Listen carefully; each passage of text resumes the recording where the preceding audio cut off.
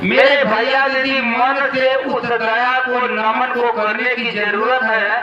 जब हम आपका रास्ता सही हो जाएगा तो ये मन निर्मल हो जाएगा, और जब मन निर्मल हो जाएगा तो झोली खोलने की जरूरत नहीं पड़ेगा। जैसा कि किसी कवि ने कहा है कि कर्म तेरे अच्छे हैं, कर्म तेरे अच्छे हैं तो किस्मत बनती दासी है, और नियत तेरी सच्ची है तो घर में मथुरा काफी है, घर में मथुरा काफी है। इसलिए हम लोग को तन मन सबको पवित्र रखना है। जैसा कि कहते हैं, कोई मान रहा है तबो, कोई नहीं मान रहा है तबो, चलाने वाली जो शक्ति चला रही है उसी की बदौलत वह चल रहा है। अंतर इतना है, अंतर इतना है कि किसी के ऊपर थोड़ा सा दुख आता है तो लोग बिखर जाते हैं, और हम आपके जीवन में कितना बड़ा दुख आएगा तो मानो निखर जाएगा, उससे बिखरेगा नहीं।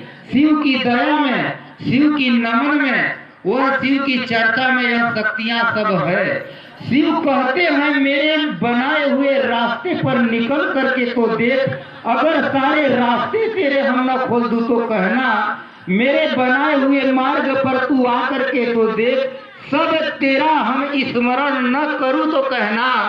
शिव कहते हैं कि मेरा चर्चा एक दूसरे से करके तो देख, अगर हम तुझे मूल्यवान न बना दूं तो कहना, मेरे लिए 1 रुपये खर्च करके तो देख, तुम्हारे लिए कुबेर का भंडार न खोल दूं तो कहना।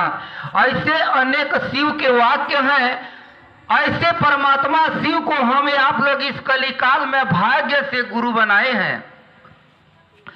शिव इतने सीधे साधे हैं। आइए थोड़ा सा बता देना चाहूंगा, शिव इतने भोले हैं, भोले से भी भोले, जो भुला करके भी लेस मात्र इनकी भक्ति करता है, शिव उसको दया देने पर तत्पर हो जाते हैं। बड़े बड़े असुरों को इन्होंने दया दिया, यहाँ तक कि भस्मासुर नामक राक्षस को उन्होंने दया वरदान दिया, तो भस्मासुर उन्हीं के पर प्रयोग करने लगा, महादेवी पर। आप लोग जान सकते हैं, इन्होंने देव असुर किसी को नहीं पहचाना है, सब कुछ, यहाँ तक कि चोरों को भी दया देने वाला कोई है तो महादेव है। जैसे एक चोर था, थोड़ा सा दिमाग में उतारिएगा, हम लोग तो भैया साहब और नीलम दीदी के कथनानुसार रास्ते पे चल रहे हैं, महादेव की भक्ति कर रहे हैं, लेकिन महादेव चोरों पर कैसे दया करता है जीवन में उतारिएगा। एक चोर था और चोरी करने घर से बाहर जाता है, एक गांव जाता है, दूसरे गांव जाता है, तीसरे गांव में जाता है, कहीं कुकुर भूख देते हैं, कोई खोख देता है। जैसे कहा जाता है, संत को दासी और चोर को खांसी मुसीबत में डाल देती है। तो जब कोई खोख देता है तो चोर भाग जाता है, कहीं उसका चोरी लगा नहीं, धीरे धीरे धीरे करके जब दूसरे चौथे गांव में जाता है तो वापसी में भोर होने लगता है, सोचता है कि अरे तो सब जब जाएंगे घर को जाते हैं। जैसे घर के लिए वापस जाने लगता है, रास्ते में एक जंगल भेट आया, और जंगल में एक बहुत पुराना महादेव का मंदिर था। मेरे भैया दीदी, चोर सोचता है कि इस घर में हो सकता है महादेव की मंदिर में कुछ होगा, अरे कुछ तो मिल जाएगा भाई। ऐसा सोच करके वह चोर जो था महादेव के मंदिर में जाता है, और जब महादेव के मंदिर में जाता है तो सोचिए वहां क्या मिलेगा। महादेव के मंदिर में कुछ था तो नहीं, लेकिन ऊपर में एक इतना बड़ा घंटा टंगा था, जो उस जमाने में 400-500 रुपये मूल्य का था। सोचा कि चलो यहाँ कुछ तो है नहीं कि घंटा है, अरे इसी को खोल के ले जाके बाजार में बेच देंगे तो 2 दिन के लिए खाना बन जाएगा। अब भेटता है, घंटा को भेटता है तो भेटाता नहीं है। महादेव का इतना बड़ा शिवलिंग था, भैया दीदी उसी शिवलिंग के ऊपर चोर चढ़ जाता है और घंटा को खोलने लगता है।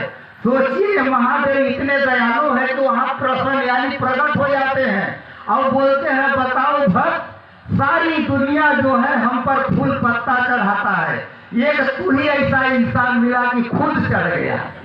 सोचिए महादेव कितना दयालु है, कहता है एक तू ही ऐसा इंसान मिला कि खुद चढ़ गया, बोलो तुम तुमको क्या वरदान चाहिए? मेरे भैया दीदी महादेव का चोर कांपने लगा और महादेव के चरणों में गिर के कहता है, भगवान हम तो एक चोर ठहरा, मेरे केवल अपराध और गलती को क्षमा कर दें भगवान, आज के बाद ऐसा दुष्कर्म मैं नहीं करूंगा।